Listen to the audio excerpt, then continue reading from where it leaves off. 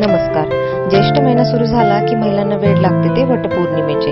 चला तर मग जाणून घेऊया ह्या वर्षी वटपौर्णिमा कधी आहे ते. या वर्षी वटपौर्णिमा ही 21 जून रोजी आहे आणि पूजेचा शुभ मुहूर्त हा सकाळी 7:30 वाजेपासून ते 7:30 वाजेपर्यंत आहे. या काळात पूजा केली ती अत्यंत शुभ ठरते. अखंड सौभाग्यासाठी आणि आपल्या पतीच्या दीर्घ आयुष्यासाठी ही पूजा महिला अत्यंत आनंदाने करतात. या दिवशी चुकूनही वडाच्या झाडाची फांदी तोडून घरी आणू नये आणि वडाच्या झाडाला फेऱ्या मारल्यानंतर जो धागा आपण वडाला गुंडाळतो तो तोडून घरी आणू नये, तो तिथे तसाच सोडून द्यावा. सर्वात महत्त्वाचं म्हणजे महिलांनी या दिवशी चुकूनही पांढऱ्या किंवा काळ्या रंगाची साडी नेसून पूजा करू नये आणि पांढऱ्या आणि काळ्या रंगाच्या बांगड्याही हातात घालू नये. इतर कुठल्याही रंगाची साडी आणि बांगड्या घालून पूजा केली तरी चालते.